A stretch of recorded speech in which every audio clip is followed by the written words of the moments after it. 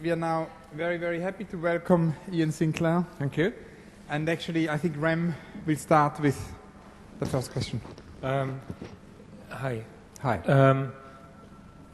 Basically, you're both lucky and unlucky in the sense that you're the beginning of the second half of this marathon, and that means that we have been able to discover certain patterns. I would say one pattern is that from 6 to 12 we talked about politics. From 12 to 6 we talked about death. Inadvertently, it was a kind of thread that ran through all the presentations. And so you can set the tone and decide what we talk about between 6 and noon. Okay, well I think London is, the thing about London is it's always been a Manichaean city. It's a city of contraries, darkness and light from its founding. And therefore, if you're going to talk about politics and death, you're talking about the same thing. And I think we talk about politics and poetry, and those are the two contraries that fight for the soul of this city. And in this space, this kind of strange, I suppose you'd call it high junk space, because I think both of you move across the global landscape so fast, you probably feel that everywhere is like an airport or a hotel room. This, in a sense, is a combination of that and the Giant's Causeway. So it's a very interesting place to find yourself early on a Saturday morning in the city. A second pattern that we have discovered is that at least 1 out of 4 people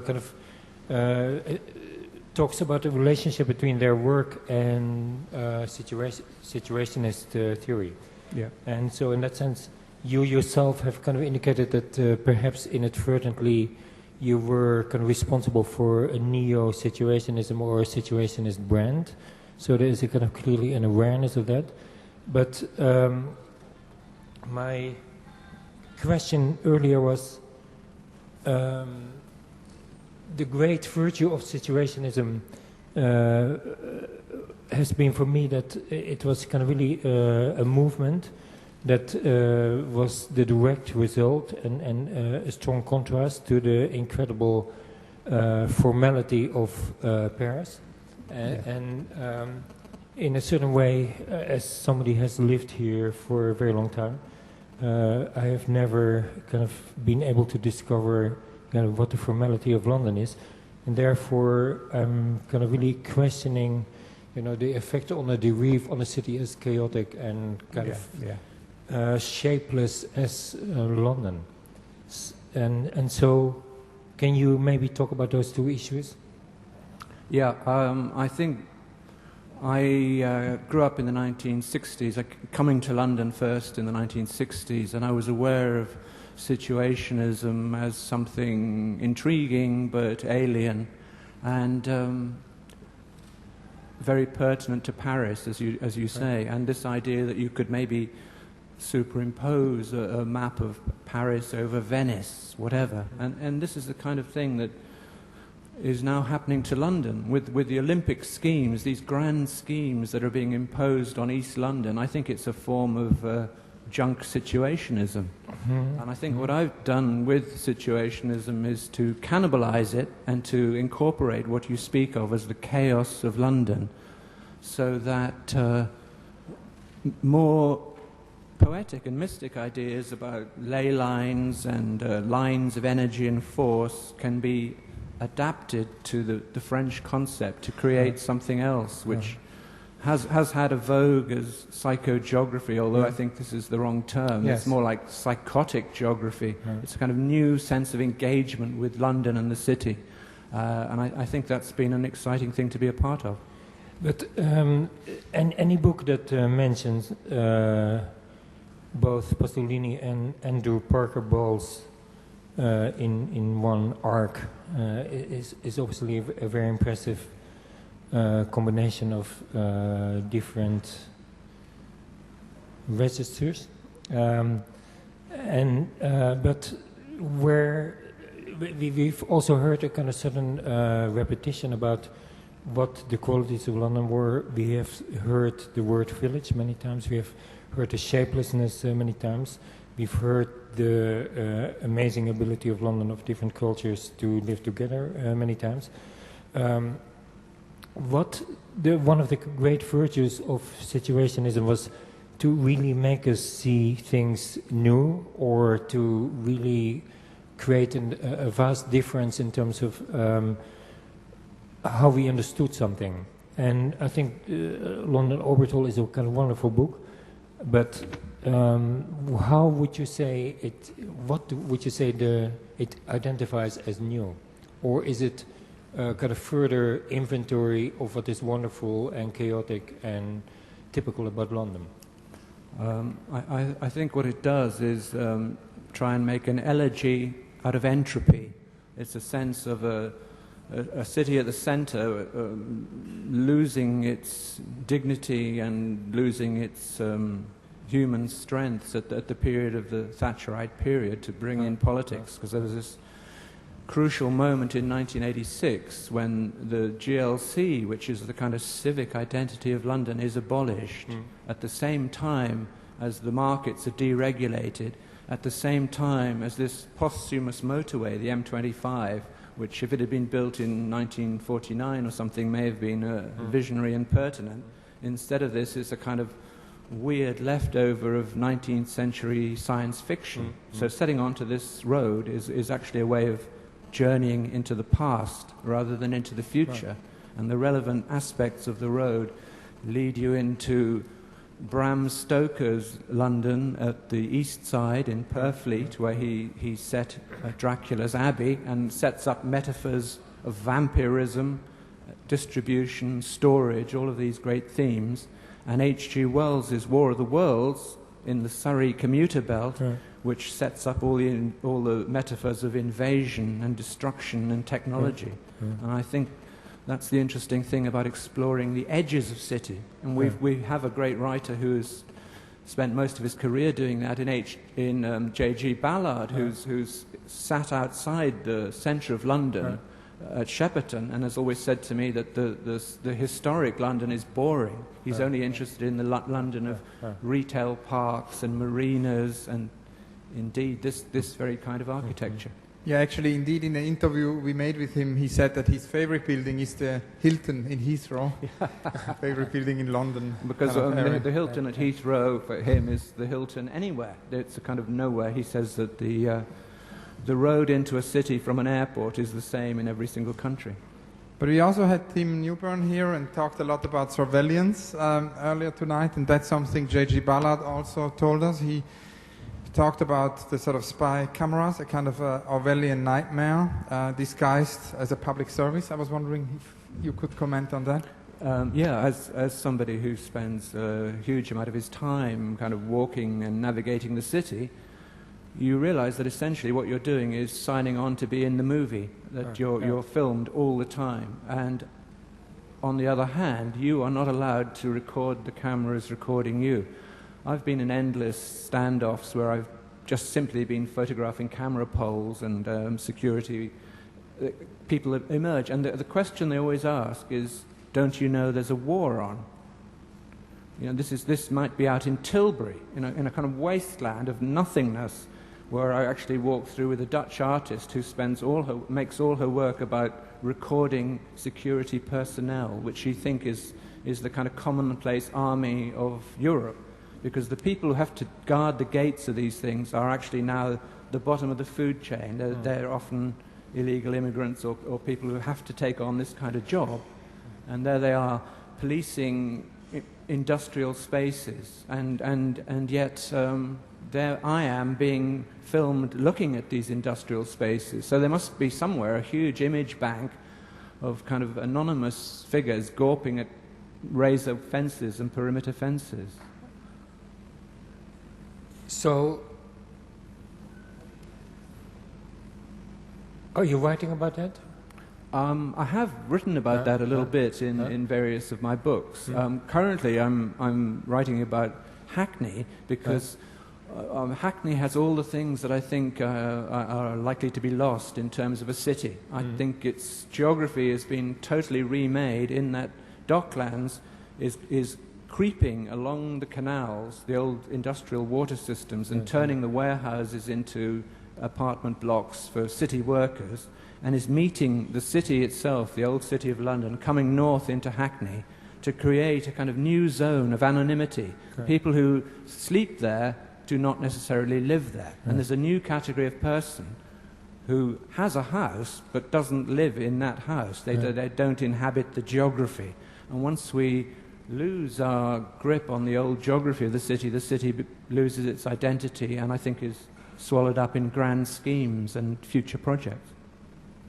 So that also leads us to a sort of a recurring question, which is what Eric Hobsbawm encouraged us to do. He said that it's very important that we somehow protest against the idea of forgetting. And so I was wondering how the sort of notion of memory plays for you in the research about the city. Yeah, memory is the most important thing for me. I think we're living in a city of memory. And the privilege, actually, of navigating this city at 4:30 this morning to come across here meant moving through a whole genealogy of memories. I passed through Farringdon Road. This morning it was full of clubbers coming out, and there was a marvellous vignettes of two people dancing, learning a South American dance on the pavement. Very dignified, and this was the spot where I remember there had been the bookstalls. Farringdon Road was once a book market, which was itself the greatest reservoir of memory in London, because it swallowed up all the great libraries and disgorged them onto the street. And in fact, Saturday morning, this is the time you would have gone and fallen on these books and discovered the memory of a lost city. And everywhere you move in London is a chapter of memory, is a narrative of memory.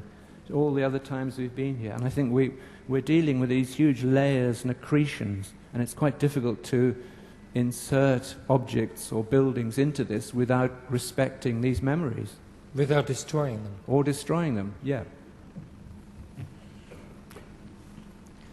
Maybe that leads to the sort of question of preservation, but maybe we can come to that later. Yeah, maybe. Yeah. One of the things I also wondered is, in terms of your walks, because I have a quote here where actually in Lights Out for the Territory you said, walking is the best way to explore and exploit the city. The changes, shifts, breaks in the cloud helmet, movements of light on water. Drifting purposefully is the recommended mode, tramping asphalted earth in alert reverie, allowing the fiction of an underlying pattern to reveal itself. I just wanted you to eventually talk a little bit more about walking, because we haven't actually talked a lot about the sort of idea of walking in the marathon so far, and it's something which plays a big role in all kinds of ideas of flânerie of the city, and I was somehow wondering if there can be a sort of a non-nostalgic approach to walking. I mean, the Swiss scholar Lucius Burckhardt, he founded this quite eccentric science, which became a science actually in Germany called strology. It was a science of having a walk, and I was wondering what would be your strology? I think walking in the city are totally dependent on each other, and I think walking is the only mode to really operate within the city. I think the notion of the situationist walk is too conceptual for me and too conceptual for London. I thought what we needed to do was more a kind of stalking than walking. I think you set off with a notion that you want to explore, but you're open to all the changes and references of the city. I think that the great writers of London have been walkers. I think of De Quincey setting up a form of early psychogeography or situationism, partly because of his obsessive need to find sources of drugs, that everybody has a kind of different methodology of exploring the city according to their own obsessions. Some people would only see this junk connection. Some people would see relationships that they want to pursue. But whatever it is, there's a motive that draws them across the city. And writing becomes a form of reading the city. And I think with architects and planners, what I'm disturbed at now is that instead of using a walk, which gives you this panoramic cinemascope version of everything, it's the helicopter view that's becoming dominant. You see this endless sort of images of people in yellow hard hats and pinstripe suits being helicoptered over a piece of landscape. And if they find something that's blank, like Thames Gateway, even if it's on the floodplain, they will say, this is what we must exploit if there's anything left. Well, I think if you walk it, if you set out to walk from Aldgate in the city down to Southend through the A13, you discover all the kind of unknowns of the city, and you discover where the city gives up its identity. And so walking is really the only way to do it. I want to quote Baudelaire to you, who perhaps was the most programmatic modernist, and who famously said that it was necessary to be resolutely modern, and who therefore was completely willing to face the kind of beast of modernity as an inevitable part of urbanization. Yeah. And so this has been always, I think, a kind of paradoxical situation of the English mentality, to be in a way so nostalgic that they have never been able to genuinely embrace the city. Yeah. And so if you don't really embrace the city, what are you nostalgic about? Yeah. I think you do have to embrace the city in its, I think whatever unpleasant elements that come into the city as part of modernity have to be embraced, as well as embracing the past. And I don't think you can respect what emerges unless you live in that past and understand it. For example, buildings I might not like the famous Gherkin, because of its hubris, because it inserts itself everywhere. Everywhere you look, this dildo-like object is confronting you. Although I don't like it, I do feel that in terms of London, London will swallow up and absorb whatever is put into it. And equally, as a writer or thinker about the city, you have got to be prepared to absorb whatever manifestations appear of modernism, whether you like them or don't like them. London will take it on. In the way that this event, through all the multiple voices that are here, actually in the end break down into a single voice. It just becomes an organic thing of bits and pieces layered on top of each other, and this is cleared away, but a particular spot in the park now has a small crystal of memory, and argument and discussion and debate, and slightly misunderstood questions backwards and forwards, and slightly weary answers. But it makes a nice junk-filled pot that cooks up and gives you something that is equivalent to the City of London. That makes me think also of Peter Ackroyd and his biography of London. In the preface to this book, he writes about the city as a body, quoting Daniel Defoe, for whom London was a great body which circulates all, exports all, and at last pays for all. Sort of this idea that its portrait, actually in a rather monstrous form, is part of this introduction. But Ackroyd also shows that idea of a sort of a portrait or even a biography of a city is obviously an infinite kind of project, an ongoing kind of wandering with W-A and W-O. And I was wondering, in terms of this sort of infinite process of mapping such a complex body as London, what were the yet unrealized parts of your mapping? If you had any kind of things which have not yet been done or which you plan to do? Yeah. Well, I think Peter Ackroyd's sense of London, rich as it is a kind of conservative notion that there are eternal qualities that cyclically appear all the time, and essentially it never changes. There is no way of evolving into any other form.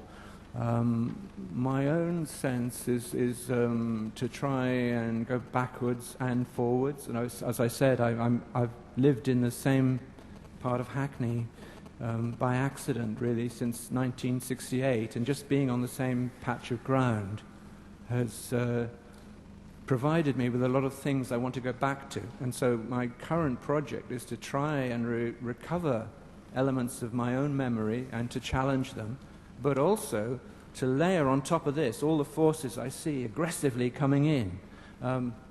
For example, yesterday I was taken around this amazing area called Hackney Wick, which is a sort of island abandoned between motorway systems and canals, which will be largely wiped out by the Olympic zone when it comes. And the guy taking me around is a Sicilian photographer. And he is determined that whatever city he goes to, and he spent time in Rio, he spent time in various African cities, that the first thing he wants to do is to go to define where the edge is, and to be in that edge as a point of access, and to listen to whatever's going on there. And what he showed me out of his window was that down beneath him were groups of Russians who dug in. There were kind of white street gangs. There was a Jamaican club. There were all kinds of weird multicultural things that the kind of grand projects wants to support in theory, but is actually going to destroy. And there was also an allotment of 80 people of all nationalities gardening and producing extraordinary things, exactly the kind of ecological benefits that the city says it wants to create, but which are already there and which will be destroyed. So I think you're living in two places: a virtual city, which is the computer-generated city the planners and politicians want to impose, and this dirty, grungy, chaotic mess, which is actually there. And I think I would like to move into an argument between the two things. Many, many thanks here, Sinclair. Thank you very much.